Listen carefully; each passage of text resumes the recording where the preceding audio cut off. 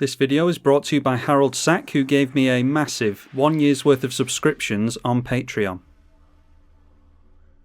Judith is a little dominatrix, and I know that your opponents just so happen to be into that kind of thing. So I'm going to help you throw a deck together that will send some painful pokes and prods in their direction. Dealing damage to each creature your opponents control is a tactic you want to aim for, with cards like Blazing Volley, End the Festivities, Tectonic Hazard, and a myriad of other cards that I'm probably shoving on the screen now but can't be bothered to read out to you. Read your own cards. You could deal damage to all creatures in play, but now you need even more cards to make the deck function as you'll want it to, because you'll need to keep Judith in play either with protection or indestructible or some kind of reanimation. Better to just destroy your opponent's stuff and force them to use their resources to deal with you. Saying that, there are some modal cards like Brotherhood's End that deal damage to all creatures and are worth including just for their other effect. Sometimes it's worth giving up on the commander if the board really isn't looking good for you. And speaking of modal cards, I've got some more lined up here, you lucky ducks. Abrade, Cast into the Fire and Cathartic Pyre are all damage dealers but also have removal or card filtering attached. These cards are never a waste because if you're not going to make use of the lifelink and death touch, then you can just make a token instead. The same can be said for plenty of utility cards that are present in the deck. Reanimate makes a token and gets Judith back online. Shouldn't need to worry about the cost of life in a deck like this. Dark Ritual and Mana Geyser help ramp us into more degeneracy, and the generic Rakdos good stuff like Chaos Warp and Bedevil are even better when your commander's making more and more tokens with them. Card draw effects like Signing Blood, Night's Whisper and Hostile Negotiations don't make use of lifelink and death touch either, but we do have some card draw that does like it, in the form of Browbeat and Risk Factor. Classic burn card advantage where we put our opponents between a rock and a hard place. Expect them to take the damage early on and give you the card draw once their life total starts to deplete more and more. And Wheel of Misfortune is just going to be a one-sided wheel for you to refill the hand with. Bid all but one life and get it all back with lifelink. And if an opponent outbids you, then they've probably just placed themselves at death's door anyway. But the card draw fun doesn't stop here, pals and gals. If we're a spellslinger deck, we don't ever want to stop slinging said spells.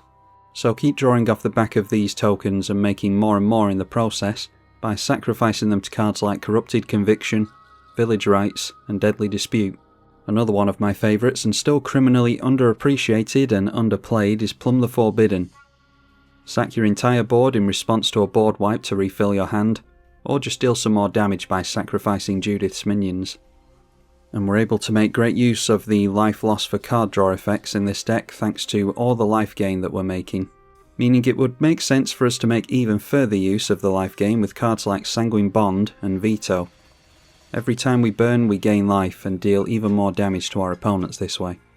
All this isn't possible without our commander in play though, and that is a downside to the deck, so we are running means of keeping her in play, in the form of instants of course, with Armour of Shadows, Feigned Death and Professor's Warning amongst several others. There's millions of these effects, so pick out your favourites or check the deck list in the description. Not too many creatures in this Spellslinger strategy, but I do like to add some redundancy just in case.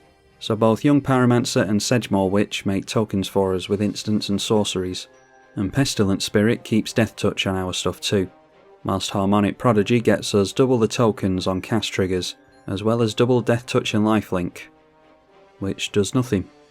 But it's fun to flex sometimes. With all this, I imagine you'll be able to control the board nicely and ping your opponents to death. But we do have some finishers for the late game like Mizzix's Mastery and Command the Dreadhorde.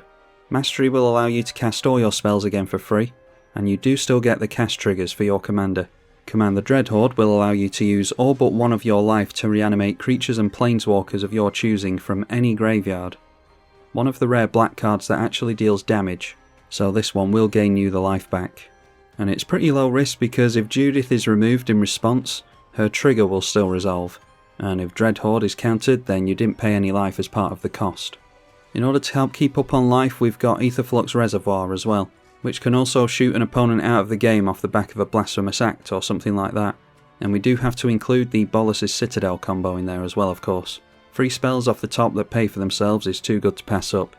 Add a Necropotence and you can clear away those pesky lands off the top and go infinite. That's about all I have to say about this Matron of Pain today.